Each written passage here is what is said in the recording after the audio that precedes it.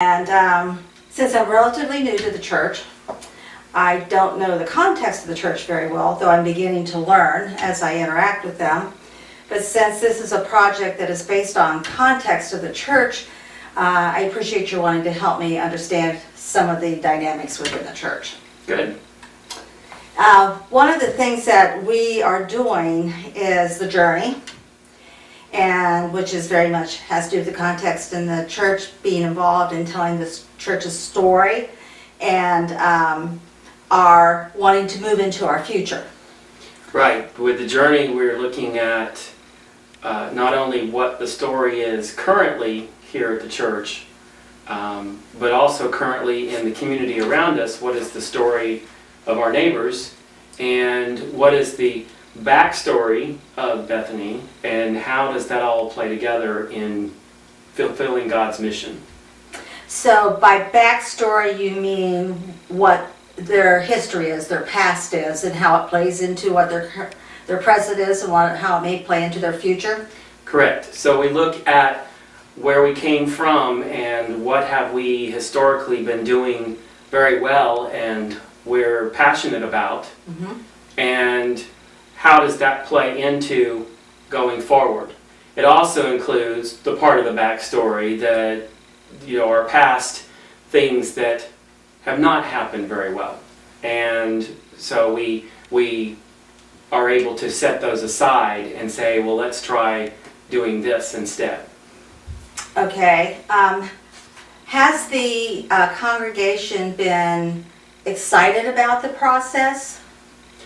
For the most part, yes. There's been some apprehension because we always have some that think this is something new, it's something different, and they don't know. So that fear of the unknown is one of the things that we're trying to eliminate. I think one of the things that's helped is the fact that we're not trying to come in and fix Bethany. Right. We're trying to take a good Bethany and make it a great Bethany. Okay. Ooh, I like that. A good Bethany into a great Bethany. Instead of playing on what the problems have been, or the failures have been, or the mistakes have been, we're looking at what the good parts are of Bethany and how Right. they can help develop us, particularly in this day and age of a changing church. Correct. And most churches, and I haven't picked this up yet with Bethany, is they're very concerned about the direction that the church is going today. And I don't mean Bethany as a church or Disciples of Christ as a church, but I mean Christian as a whole, how they are going, and that there's so many rapid changes. What is your sense of that with the church? Well, there are a lot of rapid changes, and it's not only apprehension of the people in the pews, but it's apprehension of the pastor in the pulpit. How do you preach in a changed world? What are the things how do you lead? What are the things that you guide them towards doing? How do you, when your Sunday school program doesn't work anymore, and you know that there needs to be some sort of Christian education of the people, some sort of discipleship, some sort of learning piece to your overall planning and organizing. So what do you do? Where do you go? And so there is a lot of apprehension. The world has changed. The context of that the church is in has changed. And we need to figure out how God wants us to still be church in that without hanging on to the way we've always done it. Which is a phrase we hear frequently, which we heard that a lot at my last pastorate. But I see we're in a good spot here in the sense that we are multi-generational. Yes, we are multi-generational, which helps us in one sense in that we have different views of what is needed for the church and how the church is to be.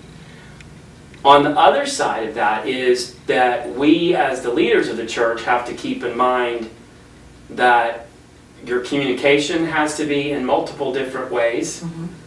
I have people that want text, I have people that want an email, I have people that want a phone call, And I have people that they don't want any of that. They want it in a written form, like a newsletter or a document or a bulletin insert, something like that that they can take home and read.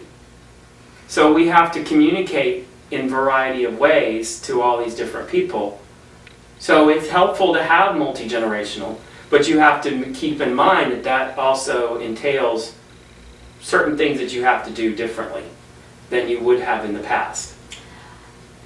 So I have to learn who likes to be texted. I have to learn who likes to be emailed. I have to learn who likes a phone call. Those who prefer a written document such as a bulletin or a bulletin insert or a calendar or a newsletter Right. or a face-to-face. Correct. And if my experience is on target, 50% of the time it doesn't work anyway. And you have to follow up with them again. Right.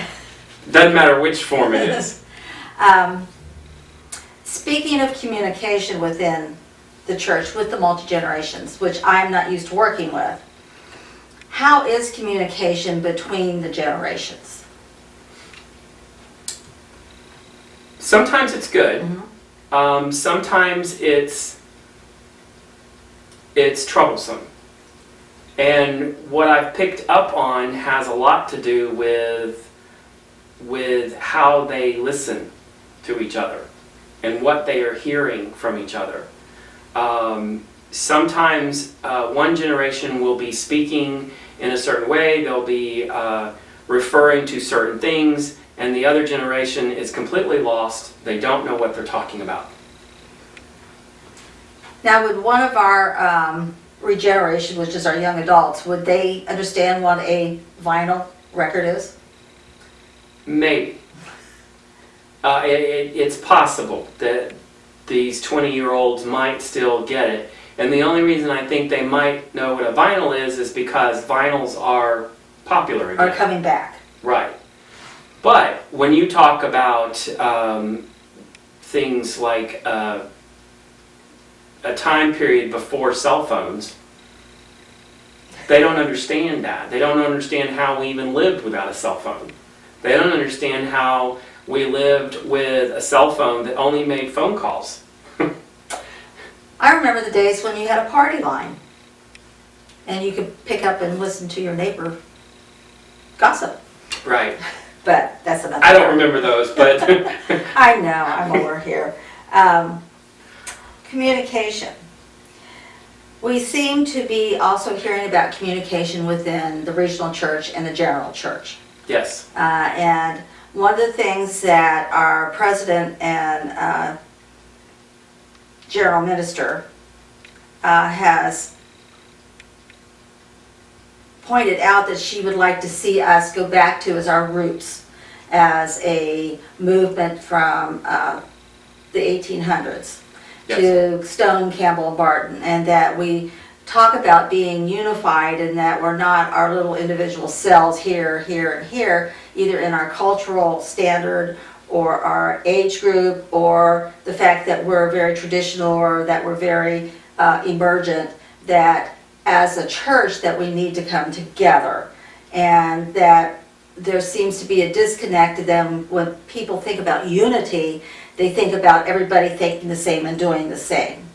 And the message that we have got to try and get across is that we are all of one body, in the body of Christ. That's how we are unified, but we can still maintain our differences. Correct. That is a, with her book coming out and with the churches getting involved with looking at wholeness, looking at the unity that's there, looking at the identity statement, and how that pulls us all together is really important, especially in this day and age. You know, the context has changed, and the assumption from the old days that, you know, we have different denominations or we have different types of churches even within one denomination, and that can't happen. And so they would try to get everybody on the same page in an agreement. Whereas now we need to be able to have that unity with diversity. Right. Diversified in ethnicity, diversified in the theological thinking, diversified in the version of the Bible that we use, diversified in whether we use drums and guitars and amplifiers or we only have an organ. You know, diversified in all these different ways of being church and doing church, but still unified as the people of God. So, if I'm understanding this, is that as a church, as a denomination, as a movement, totally, we have to be able to reflect the world. And the world is diverse. And in that diversity, we bring a lot to the table because we are unified through Christ. Right. Well, think about it this way. Where you have come from before you came to Bethany wasn't reflecting diversity Right. on many different levels. Right. They had become unified, but they'd also become very singular in demographic, in theology, in their way of doing church. You know, how you have to have a board and you have to have all of these things in order to be a church.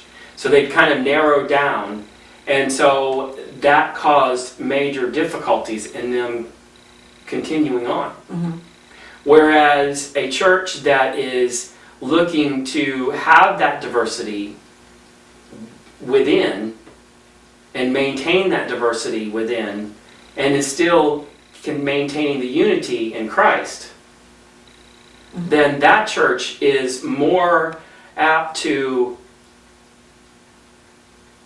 bring in people from the context that we are in, the world that we live in. People will come because they see that diversity is okay. So I might not look exactly like that person, but diversity is okay because there's other people. They don't all look alike. They don't all talk alike. They don't all dress alike. They don't all pray the same way. So I'm okay. I can come to this church. But if they look at a church that's very narrow in who they are, they aren't necessarily going to feel comfortable. So a postmodern person is going to look at that. They look for that unity that has diversity built in. When it comes to the congregation, we have a lot, and it's not just this church, but it's many churches that we did not grow up disciple. And therefore they're not aware of who we are in our past, let alone the past of the church. And as I understand it, we are made of our past and our present in order to become our future. And that in that past and present, we have the choice of what we take with us, but it's who we are. Does our congregation, do you think they are knowledgeable of who we are as disciples? I think that the older generations are. They have either been around the disciples long enough to have heard it and learned about where we came from and know where we are. Many of the younger ones, even though they have been around for 10, 20 years, the disciples, they may not know exactly what the disciples came from or what makes us different than Episcopalians or Methodist or Baptist. So that then becomes the job of the pastor and the leaders of the church to continue to try and find ways to introduce and educate the younger ones or newer people to the disciples, and continue to lift up who we are and where we came from and what makes us who we are. I just came back from a conference where there was a lot of younger people who are going to be our future leaders within the church. I came back very energized. But I heard from them, because some of them are not going to disciple seminaries, they're going to other types of seminaries, that they do not, if they knew what our history was, they are happy to be disciples for what Disciples offers them. And I think that's very exciting for something that we can be doing within this church, along with our mission, because I think they go hand in hand. And that's a place where I'm going to need to start learning the different groups within the church. And one of the things that I've observed, and you can let me know whether I'm on target with this, we seem to be a large group of people, but we have all these little pods in it. And sometimes these pods don't necessarily intersect or interact with one another. Right. Sometimes the pods overlap, sometimes they don't. Sometimes they communicate well with each other, and sometimes they don't. And yes, that is a part of Bethany. It's pretty much a part of most of the churches, disciple churches that I've been involved in. There have been pods within. And that can be a good thing, but it can be a bad thing if it's let to go to the extreme, and where you don't try and get them at least interacting at some point. And when they all start separating and intentionally avoiding each other, Right. then you can begin to have problems. But as long as they are within their group, but then they have some periods of overlapping and they communicate with each other, then it should be all right. I'm really interested in these kind of observations because, like we've discussed, that I come from a one-dimensional church, so to speak, and I have not had the ability to interact on several different levels. And that Bethany is more an example of what most churches are within, not even just this denomination, but mainline denominations, period. Right. We're cross-section. Unlike most mainline congregations, we don't have a doctrine, we don't have a creed, we don't tell people how to think, we just nurture them along in their faith development. Correct.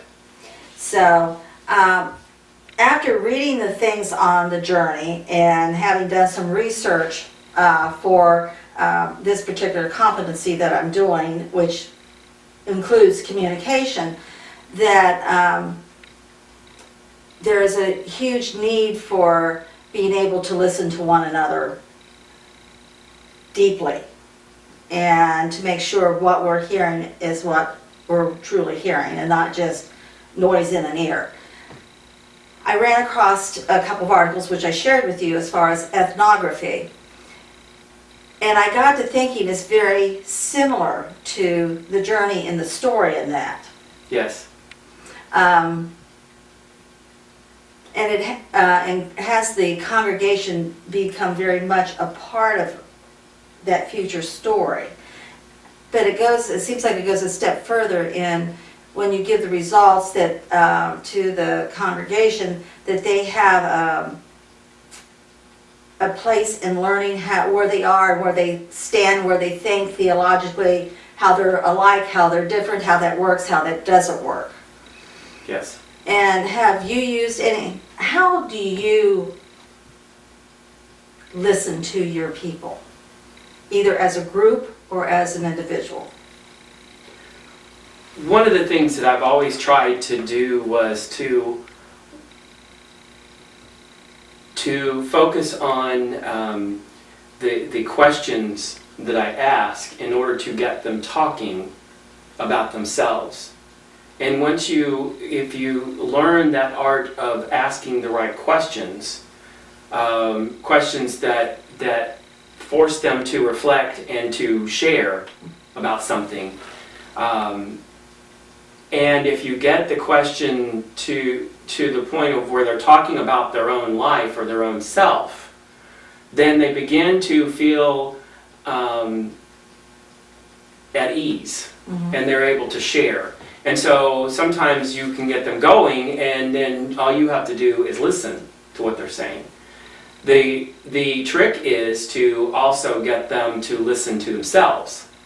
Okay. So you have to listen to what they're saying, think about what question you're going to ask that will get them to either continue on or get them to come to a point where they go, oh, yes, okay, I see.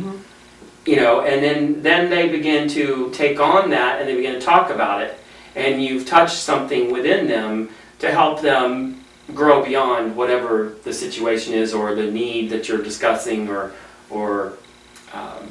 whatever the reason that brought you together to talk. And that can be for the group and it can be for an individual. So I always felt like it's really important to listen and then try and formulate the questions while I'm listening so that it helps draw them out and keep them talking. Which means you cannot have any distractions.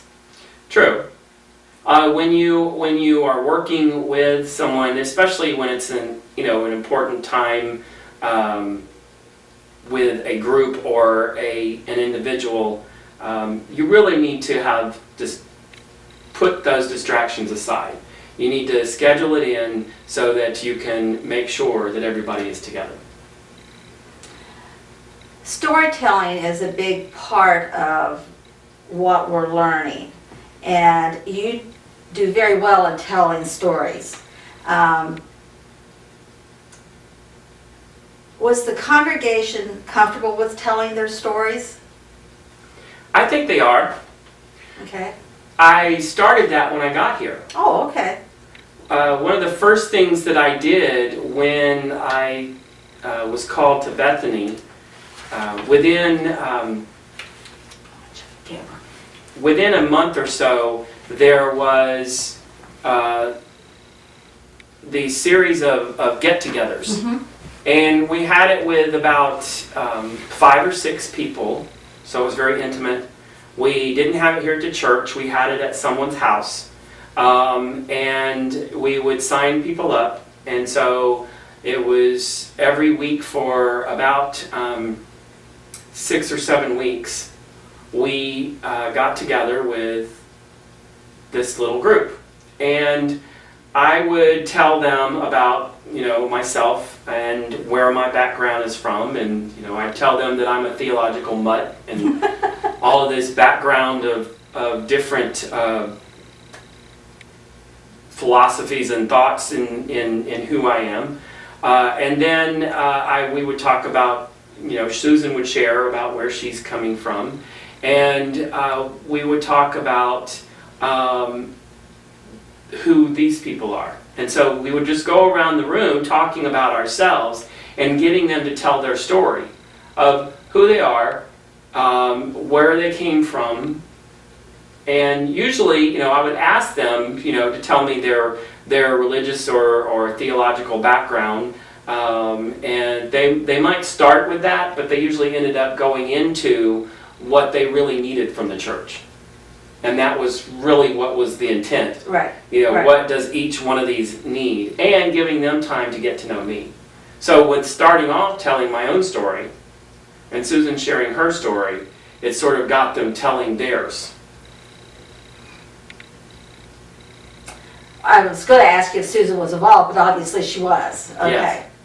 Good. With me being the associate here, I think the approach will be a little different. I was pleased last night when we had Bible study when they seemed excited about the workshop I'm having Sunday, which is on communication. one of the, I think my goals that I would like to approach here is that if we can get some more intergenerational activity. Because I think that's going to be very important to our future story as a congregation, as a community of faith.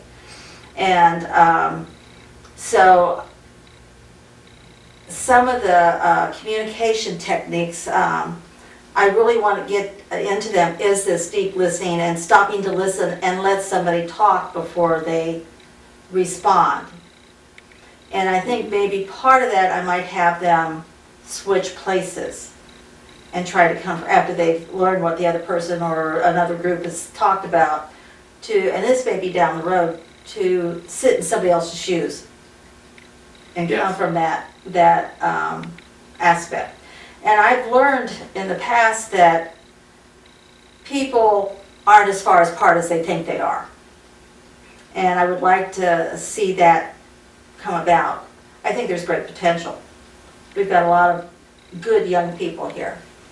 Yes, we do. One of the things that we are learning through the journey is to try and find those ways to get the whole church together on something, and to try and see how we can work together within the generations.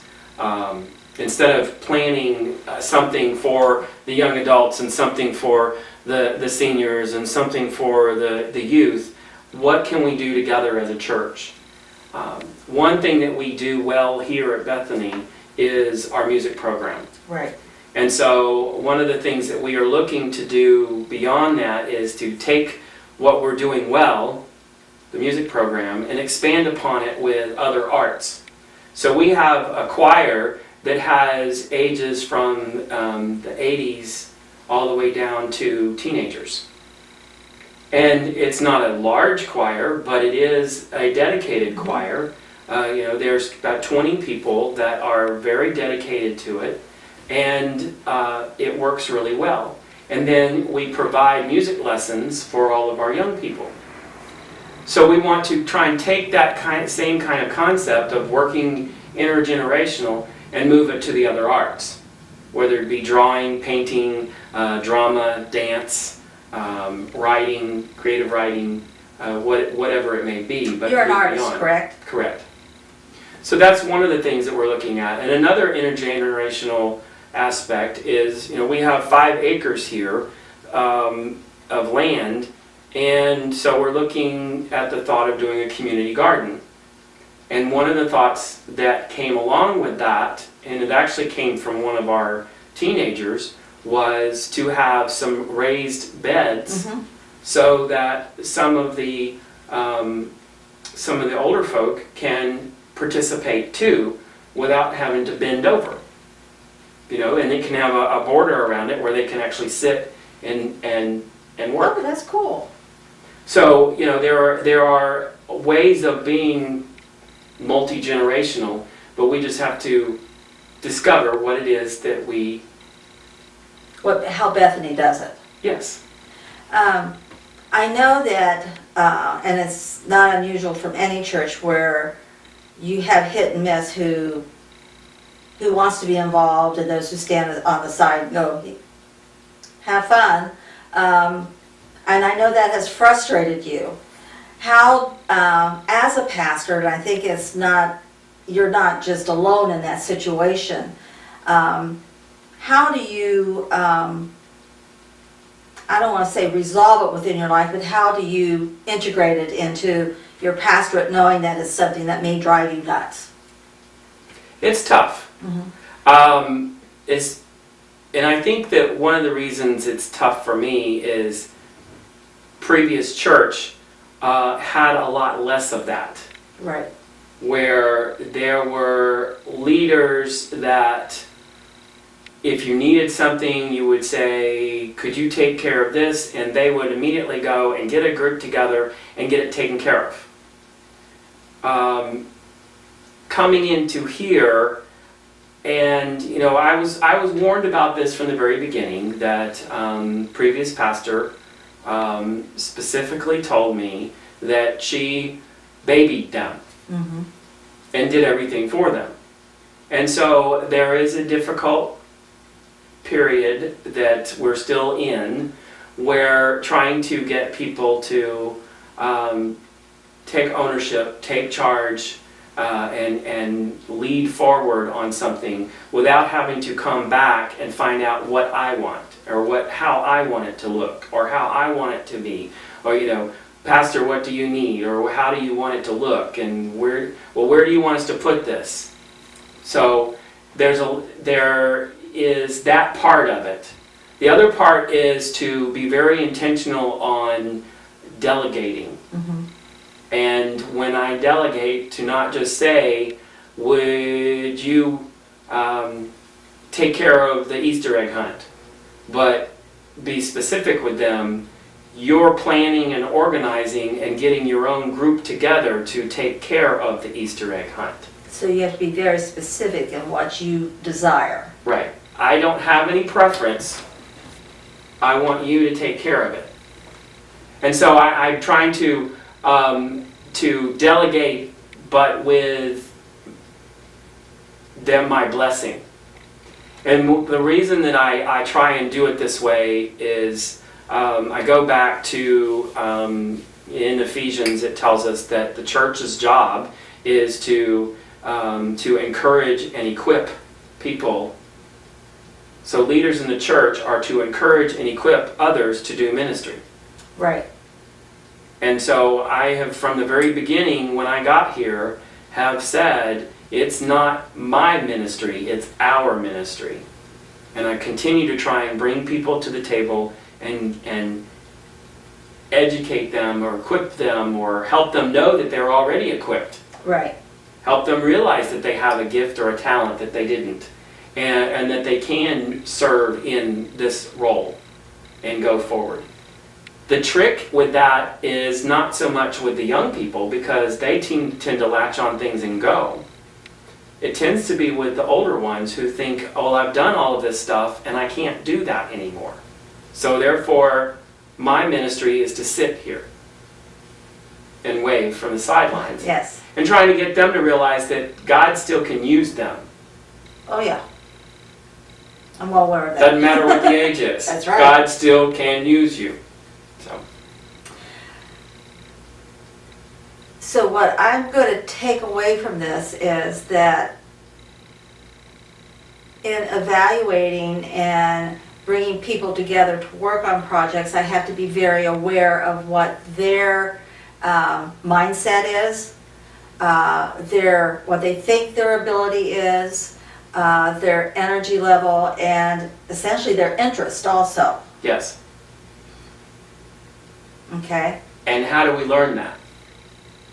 By asking questions and listening to their answers, and then getting them to talk about themselves. right. So it all comes back to this active listening. And you can't do anything without listening. And I think that's where we've had breakdown in the church over the centuries, is that we may hear, but we may not listen, or we listen with a bias of what we think we're hearing. Right. And I think that is another big issue with interactions with people. We all can watch the same ball game, and all of us can come away with a whole different perspective of it, in the sense that I may say, they're rotten. They just didn't do all this. When you're going, look how improved they were over last week. Perception. Yes. And You find a lot of that on Sunday mornings. in what When sense? after the sermon, after the service, I go to the back and I'm standing there greeting people as they're leaving, and people will react to the sermon and talk to me on the way out, and they will have heard something that I know I didn't say, or I don't think I said that, but that's the way that they perceived it. Right. And that's what they needed to hear that day.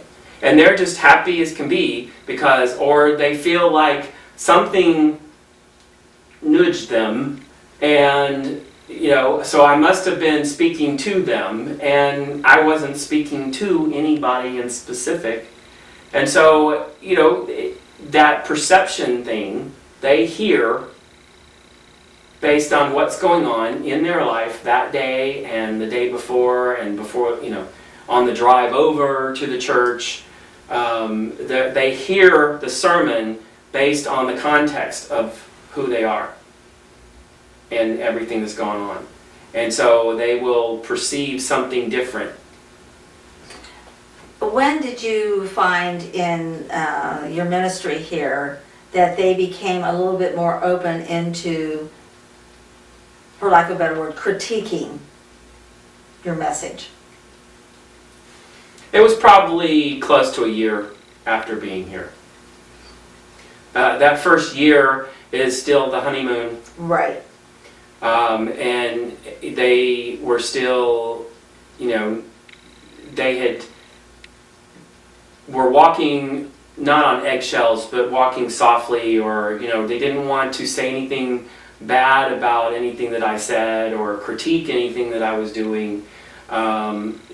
So after that first year, then they began to relax a little bit more. He's not going anywhere, this is going to be okay. Mm-hmm. And so then I began to get a little bit more critique back on different things. Because you or I, either one, cannot continue to function in a helpful, nurturing, spiritual education way unless we know how we are affecting them. Right. And if we don't get back feedback, even if we may not particularly like it, if we continue in that same vein, it's not helping anybody. Right. Right. Okay. And part of it would be that I had to learn who I could ask. Okay. Even today, there will still be people that will walk out the door and they'll say, "Good sermon," and that's it. That's all I ever get from them. I don't know whether they're afraid to critique it or afraid to say at some point, but there are certain others that I can go to and they will bluntly tell me, "Okay, you went from preaching to meddling today. You gave me a lot to think about, and now I got to go home and deal with this." Mm-hmm. So, or I really didn't understand what you were saying. So I have to know who to go to and ask.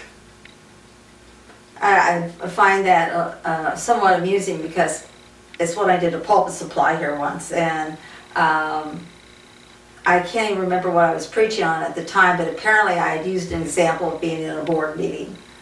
And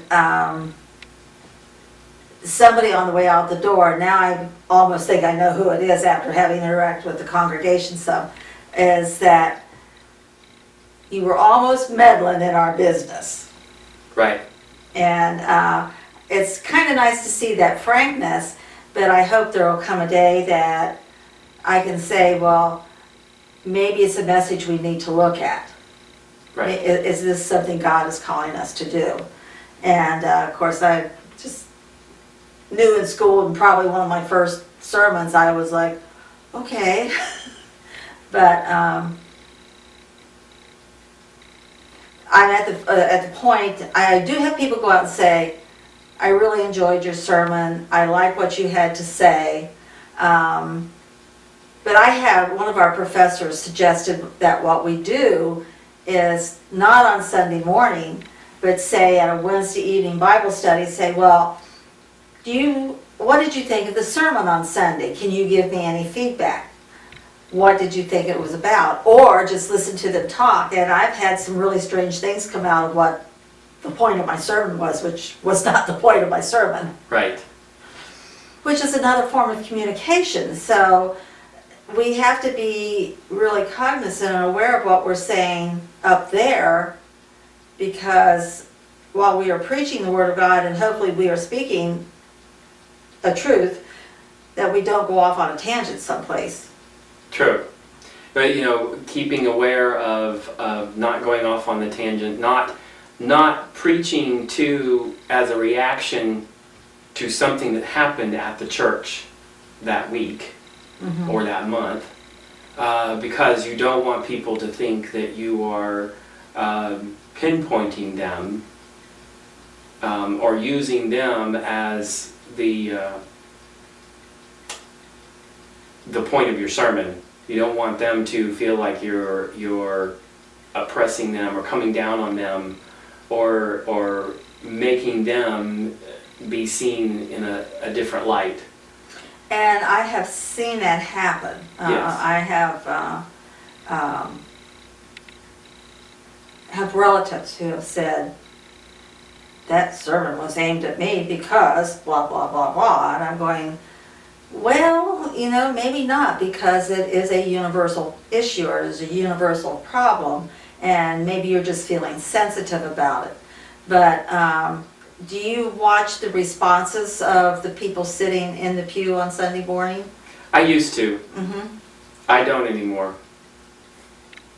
And the reason that I used to, the reason I don't is because when I used to, I would see a response and then I would start trying to think, well, why are they reacting that way?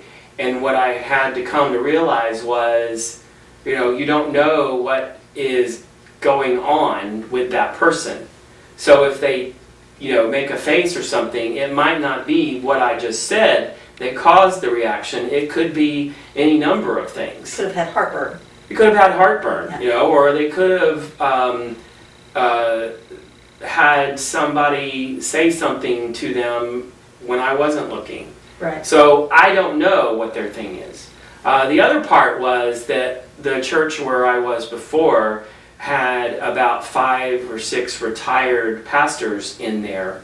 And so I had to learn to not look to them to make sure that what I was saying was right, because if they made a face or turned their head or did something, again, it could be a reaction to something else going on, or heartburn or whatever, and I was taking it as, oh, I just said the wrong thing. So I had to be very careful about who I look at. I do still look to certain places, and you learn that when you learn the congregation. You begin to learn where it's safe to look and where you don't look. And that's just a part of learning how to do that role of ministry, the preaching role. I know that, Alan sits so far back you can't hardly see him. Right. And Brad, I have a tendency not to look at him. And I tend to watch you. That's because I'm sitting up front. Yes, but I'm learning that you smile a lot, so I could be saying something totally off base. You'd still be smiling.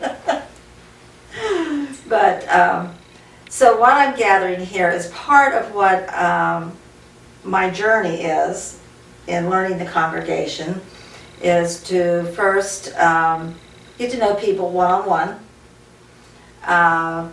to ask them about their story, to listen intently to their story, and while I'm doing that is to be formulating questions that will bring that out, maybe take them to a deeper level.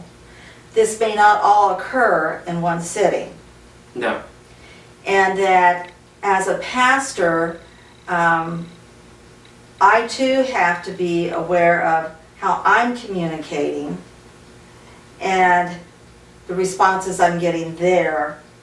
And then it's the whole story of the congregation.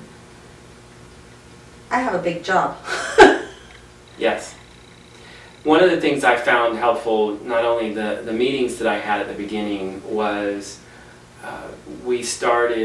Susan and I started either going out to lunch after church on Sunday, or if we had a fellowship dinner, not sitting with the same people every time, trying to move around and talk at different occasions where during times of fellowship.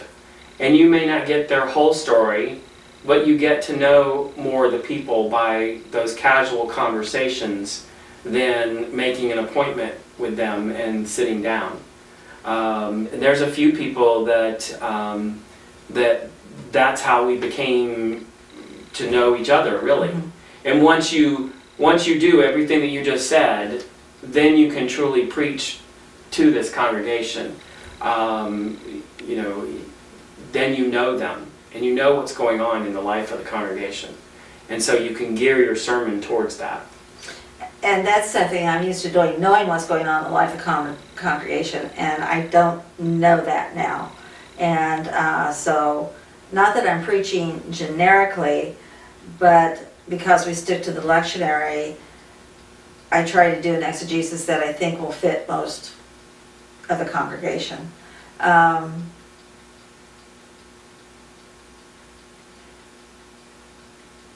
I lost my train of thought.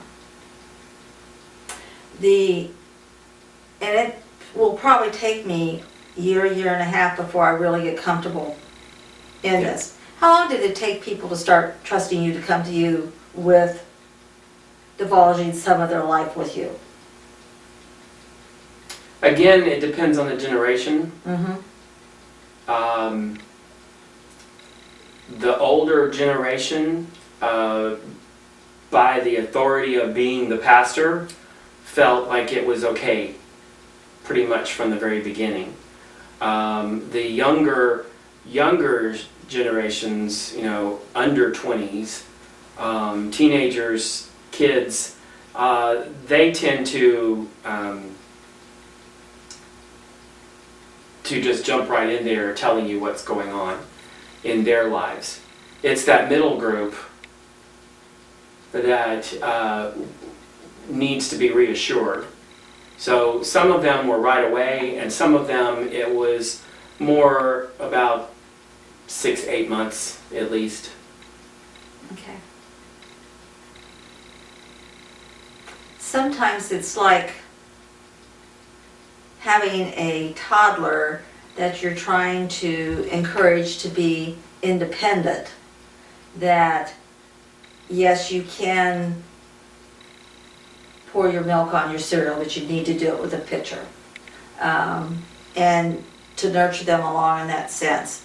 To build the esteem, build the self-confidence, so there may be more time and energy involved in the beginning to get them to be independent leaders than they are now. Yes. I thought I was done raising toddlers. Now you got a whole church full. That's right. I felt very welcomed here, so I am grateful for that, and you've certainly been more than gracious. Encourage and equip, that's what we're supposed to do. I read that someplace. Well, James, thank you for meeting with me today, and I've got a lot to think about and a lot to take off with me, so thank you. Let's see. I just hope the sound, well, it's still recording, so thank God it didn't kick